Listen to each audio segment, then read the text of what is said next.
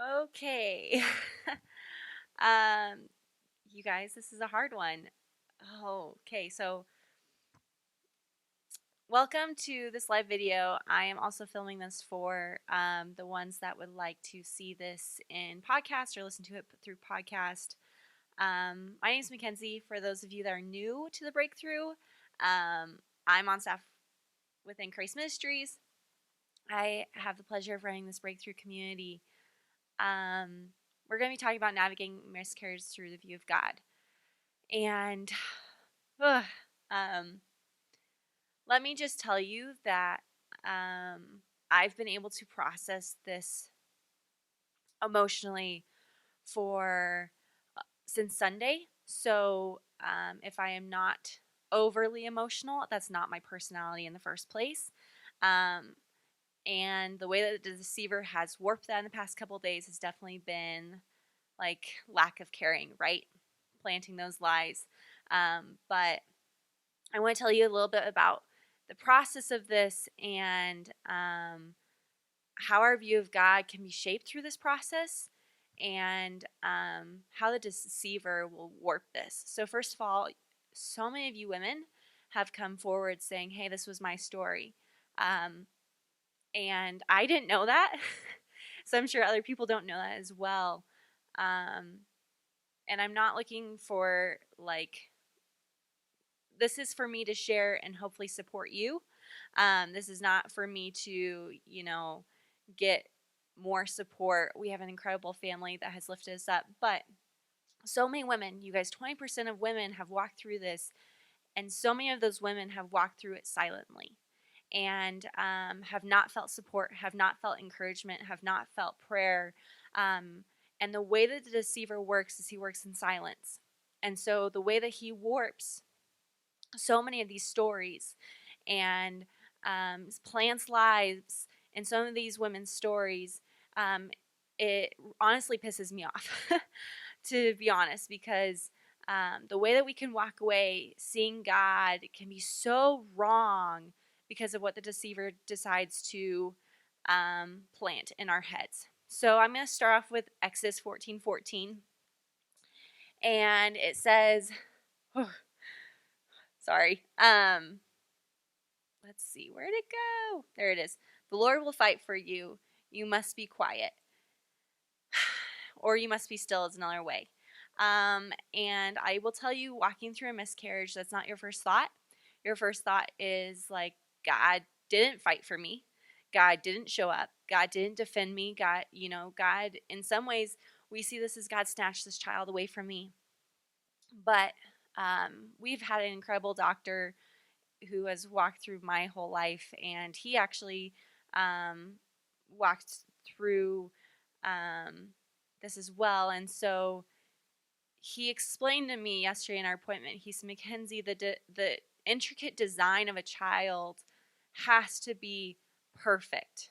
Like, we don't actually understand the miracle that has to occur for this child to be born. And he said, this, like, one thing goes wrong and this happens. So it's nothing that you've done. And he reassured me in that. But he said, through this, um,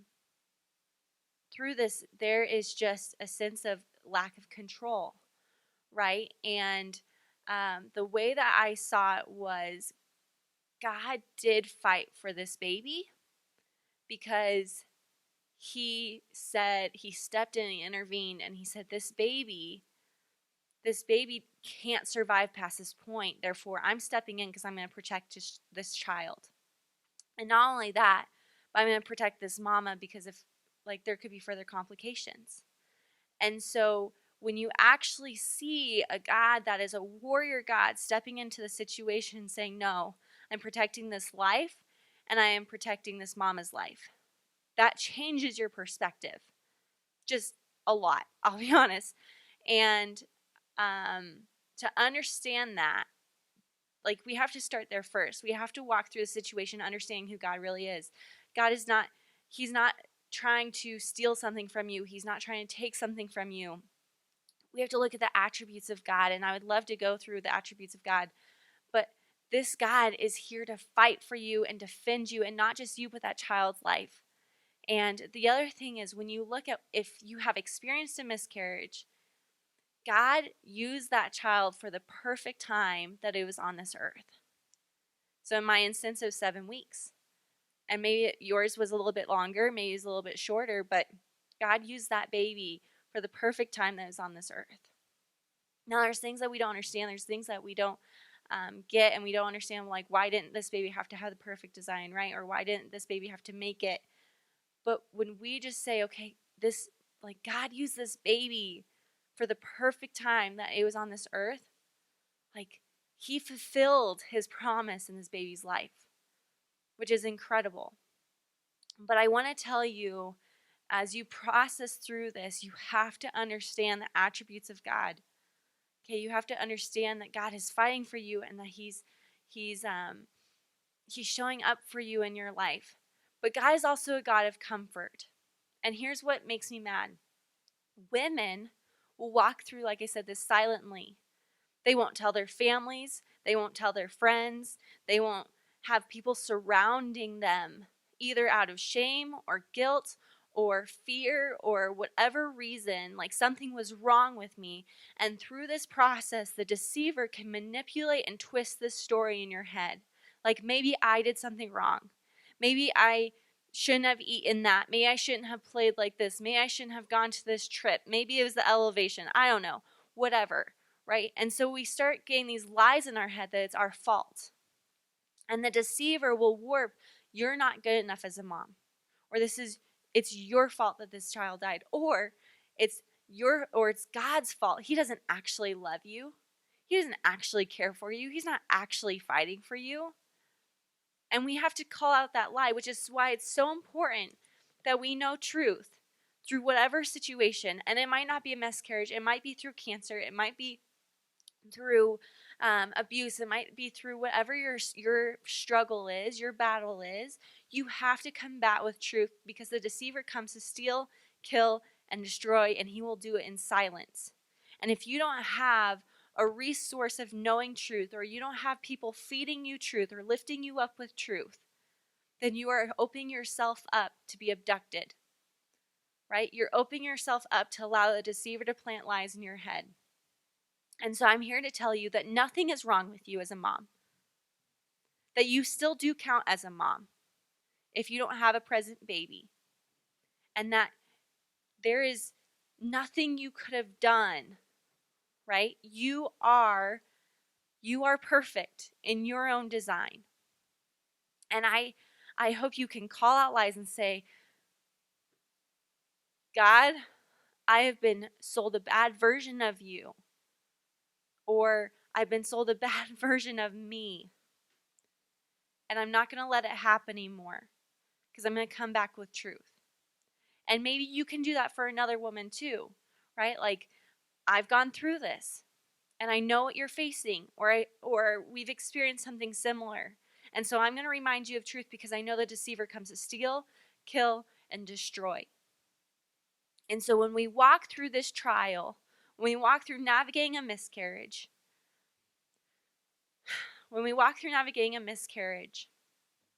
and we say, God, I'm going to rest in your faithfulness, right? I'm going to rest in your truth. I still believe that you are a good God. I still believe in your provision. I still believe in your future. And I will trust every step of the way. And it's not my strength. It's not my peace. It's not my patience. It's not my control.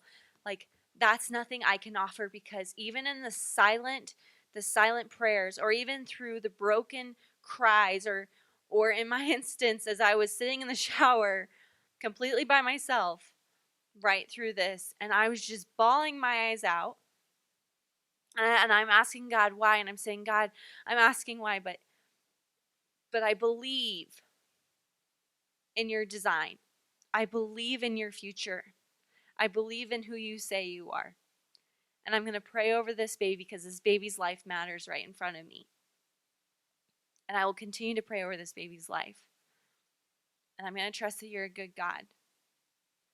But the thing is it's not just me. Like, my husband, He didn't cry a single time through this process. And he was dealing with his own battles, and the deceiver is saying, did you actually care about this child's life? Like, did you actually care? Because you're not showing any emotion.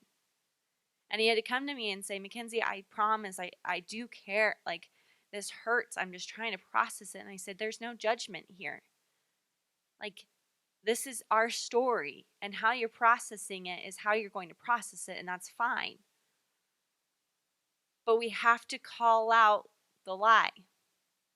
We have to call out this process, right? We have to call out what's implanting. If we can't if we can't fight with truth, then what can we fight for? Right? If we don't know truth, if we don't know who our God is, then we're going to be deceived. And so that's what I said, God, if you're going to use this baby's life for anything, let it to be remind another mama of truth. Let it be to remind her of her identity. Let it to be reminded of who you say you are. So I pray that if there's anything that you're walking away through this or the podcast or through the breakthrough at all, that A, you feel encouraged and lifted up. B, you feel heard and that you're not alone. Three, that you aren't trying to process a miscarriage or whatever battle you're facing by yourself or in silence. And that you feel that you can share your story on this page.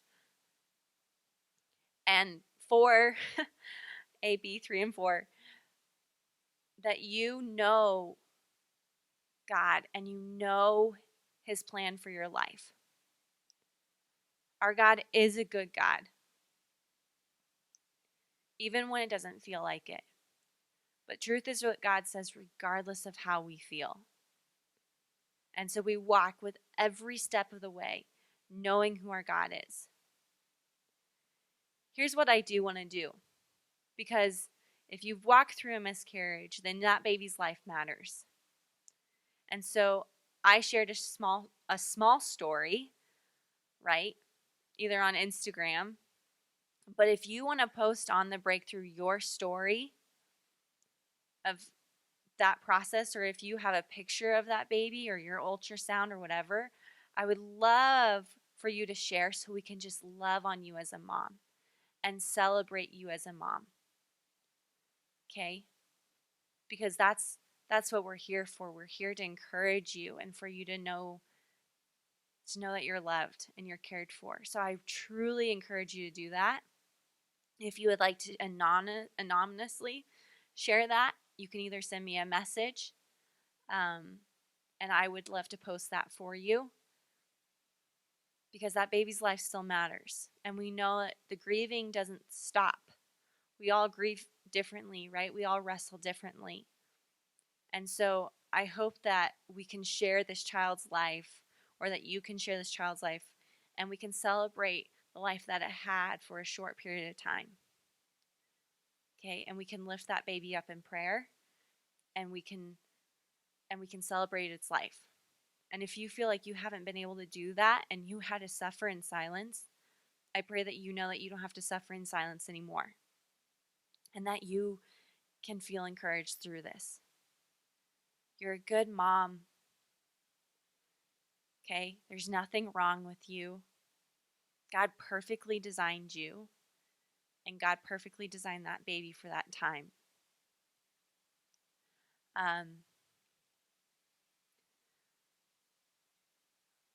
One thing after we miscarried, I laid in bed next to David, and I played the song "I Still Believe" from Jeremy Camp, and he lost his wife, which is where that song came from. I cannot get myself to watch the movie because I don't like crying, but I know the story, and I'm going to post that on the breakthrough, that song, if that just gives you a sense of hope. But it's one of those things where you have to remember who God is, right? We still believe in his faithfulness. We still believe in his word and his life. And we know that the deceiver is going to attack who we are and our identity through this, as well as who God is. And so I just pray that you feel like you can share your story, and that you can call out the lies, and that you don't have to wrestle in silence anymore, and you can feel encouraged. So please do that. I'll approve the posts. And for women who haven't gone through this, I pray that you can support these other women um, through this with prayer or just telling them how much they're loved. All right. I love you, ladies. I hope that this helps. I know that's what helped me, um, knowing truth. And yeah, I hope this helps. It's not ever going to be perfect, right? Um, I don't know if all of my words have any peace of mind for you, but that's my prayer, is that God is able to provide peace to you. Um, Gosh, now I'm gonna want to cry. um, so I love you, ladies, so much, and what God is doing in this community and in your life, and just know that we are here. Um, and this is part of your story, and we're here to celebrate that life with that beautiful baby. All right. See ya. Love you guys.